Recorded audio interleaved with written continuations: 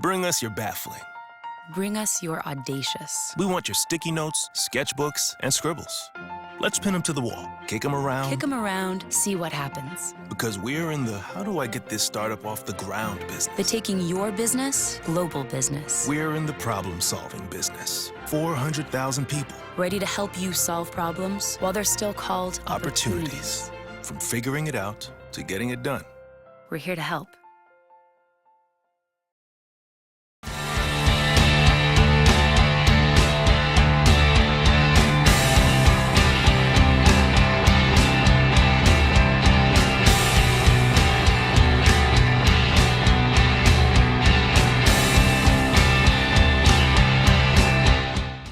Scott Nixon with another episode of Zips Weekly. We have a lot to check out this week. We recap the MAC basketball tournaments for the men's and women's team. We check out tennis and softball here at the University of Akron. But first, let's check out my interview with Coach Jodi Kest. We're going to talk a little bit about the MAC tournament. First round, Toledo overtime game, 73-71. Anita Brown was huge. What can you say about that game? Well, we were very happy to win the game. I think it was a total team effort. Anita was on fire, so we try to get her the ball as much as possible. And when it's tournament time, you just have to survive in advance. And we survived in advance, and we're really proud of the kids. And then in the semifinals against Buffalo, that was one of the best games I've ever seen. It comes down to a couple late threes at the end. You just didn't have enough. What can you say about that team effort, though, in that game?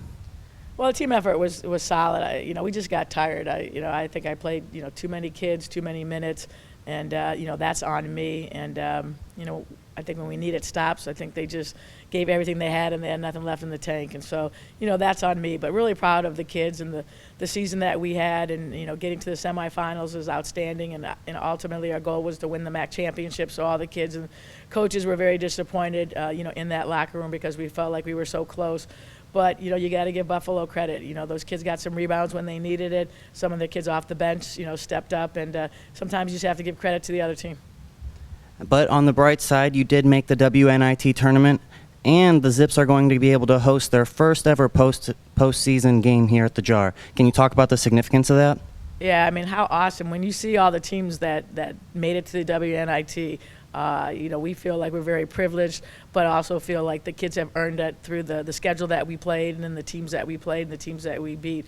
And, we've always said the MAC conference is very strong, and to have 5 teams, qualify for the WNIT says a lot about our conference. And then, to be able to host it and play again in front of our fans, and for them to get a chance to watch our kids play at home, means a lot. And really excited. Bucknell's a fantastic team, 17-1 in their conference, and unfortunately they lost in their conference tournament. And when you don't win your tournament, unfortunately, just like in the MAC right now, you don't go to the big dance. So we're going to have a lot of respect for them, and he does a great job with his kids. But our kids are going to come in and ready to work for the next 2 days, and just very, very blessed and happy for the kids and our fans and the alumni and the administration, because it's a great honor to play in the WNIT. Thank you so much, Coach. And everyone who's watching, everyone can come out to the Jar this Thursday when the Zips host Bucknell at 7 p.m.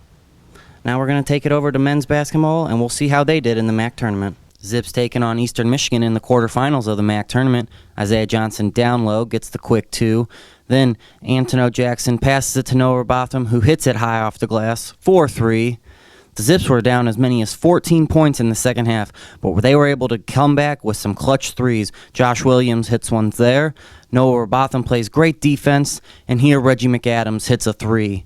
The Zips would go on to win this one 65-63. Reggie McAdams had 20 points and 7 rebounds. Isaiah Johnson had 19 points and 16 rebounds. Semifinals against Bowling Green. Pick up right where we left off. Isaiah Johnson going down low for 2. Quan Cheatham with a great pass to Noah Robotham. He hits it deep from 3. The Zips were doing great this game. Antono Jackson, beautiful spin move, gets it to fall. The Zips had no trouble here against the Falcons. Isaiah Johnson, beautiful pass to Jake Kretzer inside, gets it to come in.